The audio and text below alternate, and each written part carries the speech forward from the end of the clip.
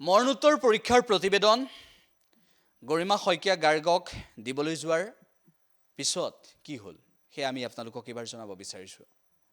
উভতাই পঠিয়ালে, হে তদন্তকাৰী বিষয়াৰ হাততে উভতাই পঠিয়ালে। এতিয়া বিষয়টো এনেকুৱা ধৰণলৈ গৈ আছে, অসমবাসীয়ে সেই মৰণোত্তৰ পৰীক্ষাৰ প্ৰতিবেদনেই নহয়, ন্যায় বিচাৰিছে। সকলো আটাইতকৈ ডাঙৰ বিষয় হৈছে ন্যায় বিচাৰিছে। গৰিমা শইকীয়া গাৰ্গে সেই বিষয়টো সন্দৰ্ভত অসমৰ ৰাইজে যি বিচাৰিছে, গৰিমা শইকীয়া গাৰ্গে সেয়াই বিচাৰিছে। তেখেতে সেয়াই উল্লেখ কৰিছে। একেটা সময়তে আন কেইবাটাও বিষয় উত্থাপন হৈছে।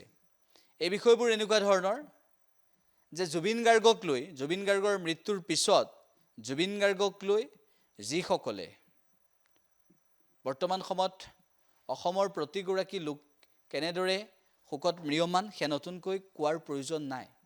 কিন্তু যিসকলে জুবিন গাৰ্গক লৈ ব্যৱসায় কৰিছিল, যিসকলে জুবিন গাৰ্গৰ নামত ব্যৱসায় কৰিছিল আগতে, যিসকলে জুবিন গাৰ্গক ব্যৱহাৰ কৰি, নামটো ব্যৱহাৰ কৰি জুবিন গাৰ্গৰ দৰে এগৰাকী মহান শিল্পীৰ, অসমীয়াৰ প্ৰাণৰো প্ৰাণৰ শিল্পী হিয়াৰ আমঠু জুবিন গাৰ্গৰ নাম ব্যৱহাৰ কৰি ব্যৱসায় কৰি আছিল, সেইসকলৰ ভিতৰত শ্যামকানু মহন্ত অন্যতম।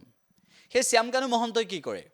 সেই শ্যামকানু মহন্তই জুবিন গাৰ্গৰ নাম ব্যৱহাৰ কৰি জুবিন গাৰ্গক মদ খুৱাবলৈ চেষ্টা কৰি, জুবিন গাৰ্গক এটা বেয়া পথলৈ নিবলৈ চেষ্টা কৰাৰ অন্যতম এগৰাকী ব্যক্তি হৈছে শ্যামকানু মহন্ত।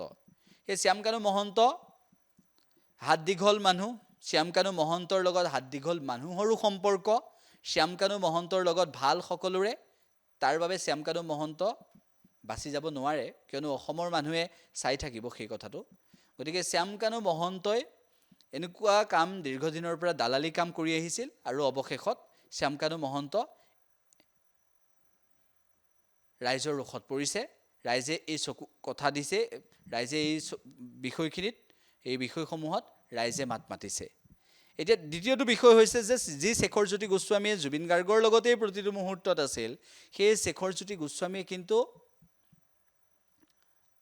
শেহতীয়াভাৱে ইতিমধ্যে ৰাজেশ ভূঞা ডাঙৰীয়াই উল্লেখ কৰিছে যে গৰিমা শইকীয়া গাৰ্গৰ কাষলৈ এবাৰ যাবলৈ সাহস নহ'ল কিয় শেখৰজ্যোতি গোস্বামীৰ? সেই অমৃতপ্ৰভা মহন্ত নামৰ সেইগৰাকী গায়িকা লুকাই আছিল প্ৰথমতে নামেই ওলোৱা নাছিল। যেতিয়া মানুহে ক'বলৈ আৰম্ভ কৰিলে তেতিয়া খেপ ঢুকি ঢেকুই দুই এটা কথা ক'লে, আৰু তাৰপাছত সেই অমৃতপ্ৰভা মহন্তই ভিডিঅ'ও কৰিছিল।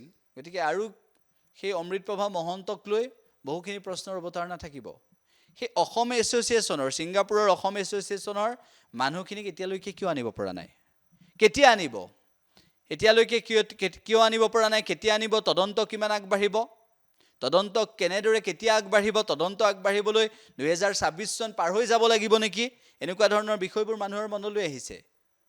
জুবিন গাৰ্গ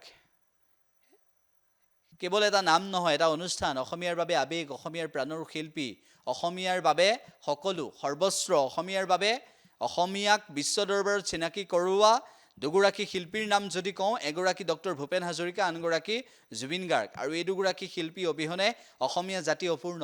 যি মহাপুৰুষ শ্ৰীমন্ত শংকৰদেৱ, ৰূপকোঁৱৰ জ্যোতিপ্ৰসাদ আগৰৱালা, বিষ্ণুপ্ৰসাদ ৰাভা, সেই তিনিওগৰাকীৰ পিছত যদি আমি দুগৰাকী ব্যক্তিৰ নাম উল্লেখ কৰিব বিচাৰোঁ, সেয়া হৈছে সুধাকণ্ঠ ডক্টৰ ভূপেন হাজৰিকা আৰু আমাৰ প্ৰাণৰ শিল্পী জুবিন গাৰ্গ।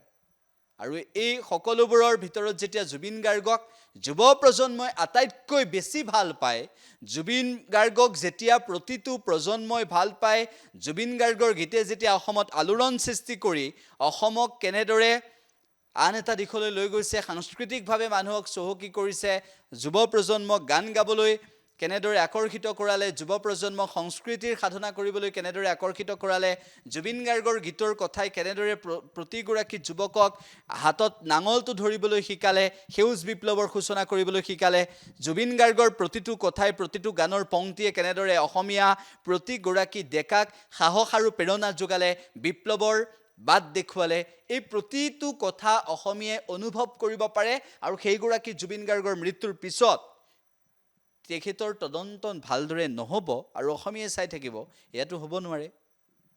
গতিকে আমি সকলোৱে সেইটোৱেই বিচাৰিছোঁ যে অসমৰ আটাইতকৈ যিগৰাকী শিল্পীক বেছি ভাল পাইছিল, জীৱনকালত যিগৰাকী শিল্পী আটাইতকৈ বেছি মৰম পাইছিল, যিগৰাকী শিল্পীয়ে অভিলেখৰ পিছত অভিলেখেৰে প্ৰায় 38,000ৰো অধিক গীতৰ জৰিয়তে এক সুকীয়া স্থান সুকীয়া আসন দখল কৰিবলৈ সক্ষম হ'ল সেইগৰাকী জুবিন গাৰ্গৰ মৃত্যুৰ তদন্ত ভালদৰে হ'বই লাগিব ইয়াত কোনোবা শেখৰ জ্যোতি গোস্বামী ইয়াত কোনোবা অমৃতপ্ৰভা মহন্ত ইয়াত কোনোবা এই হাত দীঘল লম্পট শ্যামকানু মহন্ত বা এই উদণ্ড মেনেজাৰ সিদ্ধাৰ্থ শৰ্মা এইবোৰৰ কথা নচলিব অসম এছ'চিয়েশ্যনৰ ছিংগাপুৰৰ সেইসকলকো মাতক দোষী নিৰ্দোষী পৰৱৰ্তী সময়ত পিছৰ কথা কিন্তু সাক্ষ্য গ্ৰহণ কৰি তেওঁলোকৰ ক্ষেত্ৰত তেওঁলোকৰ যিখিনি ভাষ্য সেয়াও সংগ্ৰহ কৰাটো প্ৰয়োজন উল্লেখ্য যে অসমৰ ৰাইজে জুবিন গাৰ্গৰ মৃত্যুৰ তদন্ত বিচাৰে